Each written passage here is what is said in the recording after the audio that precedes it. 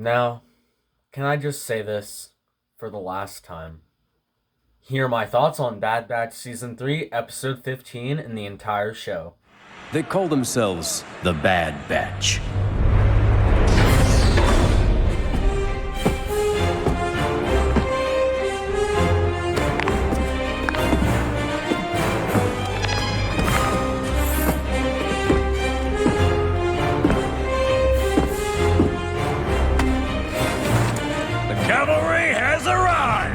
Man, this show has been really great and a long journey, all through 3 seasons. Now, yes, there was some slow moments in Season 1 and 2 mainly, I guess you could say filler, but the good episodes that we did get were some of the best episodes in all of animated Star Wars. When these characters were introduced in the Clone Wars, I wasn't a huge fan of them, but I've grown to love these characters. And now seeing the show end is really sad. Now, I know I didn't make a video talking about episode 14 of the Bad Batch Season 3, but let's just talk about it really quick. The dogfight at the beginning of the episode was really cool, and just all the action in that episode, I loved it. Rampart in this episode was really funny and like a comedic relief of the show. And seeing the Zillo Beast again was really cool. Now, my theory is this is a cloned Zillo Beast from Bad Batch Season 2 that we saw, the little baby one. I give this episode an 8 out of 10. Let's talk about episode 15, the finale, the last episode of the Bad Batch. Now, I will say Omega in the beginning of the show was kind of annoying. I didn't like her character too much, but now through all these seasons, she has become a more likable character. She still has those annoying moments, but I'd say she's a way better character now. Seeing the Zillo Beast wreak havoc and destroy Mount Tantiss and just annihilate all those troopers was really cool. It just shows how powerful the Zillo Beast really is, because we know his armor is resistant to pretty much anything, even lightsabers. Now, one thing I thought was really emotional and just shows Crosshair's arc in this show is when he said, "I'm gonna take on Mount Tantiss, you go contact Rex and the boys, and I know this mountain, I can do this alone." Really shows his self-sacrifice. Then Wrecker said, "Don't do Plan 99, which is what Tech did at the end of Season 2, and sacrifice himself. So that's what Crosshair was gonna do, and he said that's what he deserved. I thought that was a really good character development for Crosshair, and just his whole arc through the whole show really, is just really beautiful, because he started out good, then Order 66, he started turning evil, and then he thought the Empire was the best, then he worked for the Empire. And then just seeing him come back this season, that was just a really good arc. I loved it. Now, Dr. Hemlock catches the Bad Batch, and he was trying to turn them into one of those assassin, dark trooper, whatever they are, which was really interesting. And he's like, "If you guys survive, you'll be a good asset to the Empire." And they did survive, what do you know? But these Dark Trooper assassin clones are really powerful. Like, they're almost robots now. Like, they just have no soul anymore. They're probably a really strong inhibitor chip, but they were really cool. We still don't know who the assassin clone is, though. He got killed by Crosshair, I think it was, and poor Crosshair lost his shooting hand, which I don't know why they did that. What I see is that hand is his past, and he couldn't get rid of the shake, but now he's leaving that behind, and he made that really crazy shot with his other hand to kill Dr. Hemlock and the handcuffs.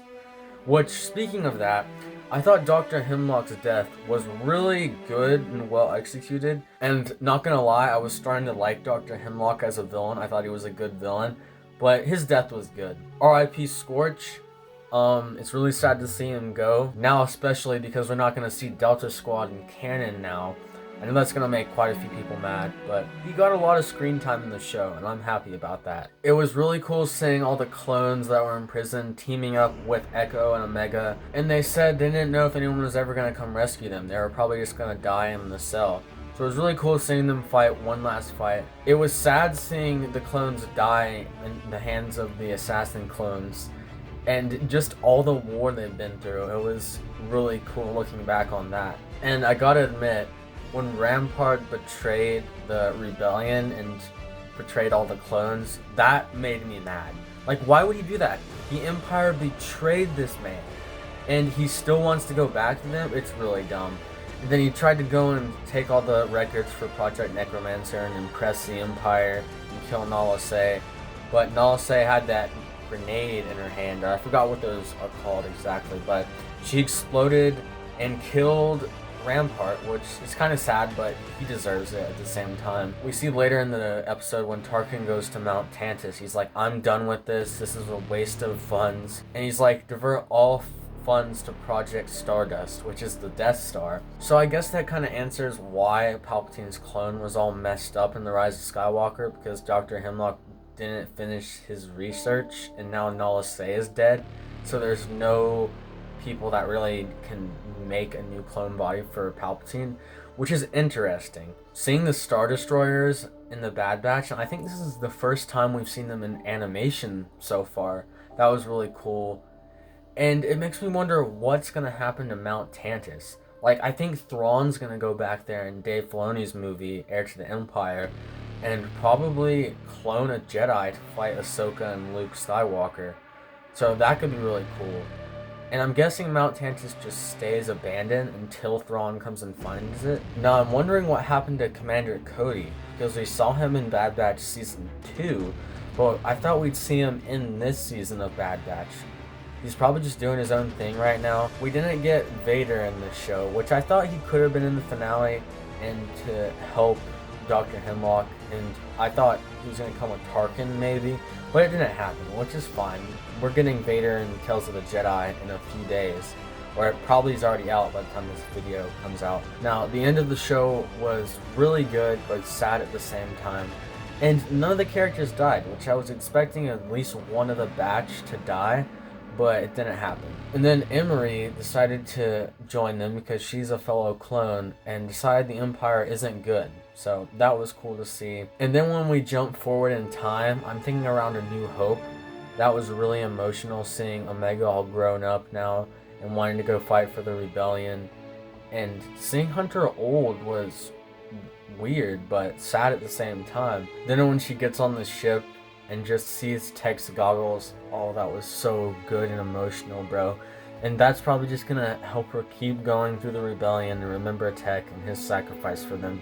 Then when she leaves the planet, the music, bro, oh my gosh, the music was so good. And good job, Kevin Kiner. I'd say, compared to John Williams, he does a really good job. So I really hope we see more of the Bad Batch, and you know, we just want more of those characters now. So that's the end of the Bad Batch, episode 15. I'm gonna give this episode a 10 out of 10.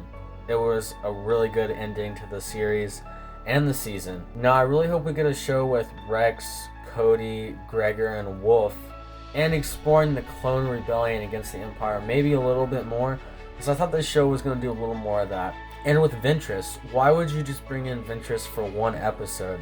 So I feel like Dave Filoni's cooking up another show for like Ventress and the clones, or something else. Maybe a Darth Maul show, who knows, but I'm really looking forward to seeing another show, hopefully seeing the Bad Batch again. I really hope Disney starts to look at the animated shows and put some of that into live action, because I feel like the animated shows are just a lot better than most live action projects these days. Now I really liked Ahsoka, Mando Season 1 and 2, Rogue One, and Andor. That's about it for Disney projects that were good.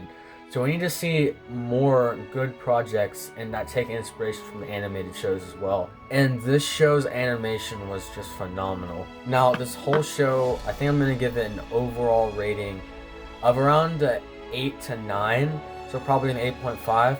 The only reason it's not like a 9.5 or a 10 is because the slow episodes. But season 3 really didn't have any slow episodes in it except for like maybe 1 or 2. So I think season 3 was a big improvement, but including the whole show, probably an 8.5 out of 10. It was a great show. Thank you guys so much for watching all the videos and reviews I've made on this show. I'm going to make a Tales of the Empire review video soon, and I'm really excited for that show. I'm really excited to see the future of Star Wars and animated Star Wars. I think we can get a lot of good stuff from it. Thank you guys so much for watching. Have a great rest of your day or night, wherever you are. And may the Force be with you, always.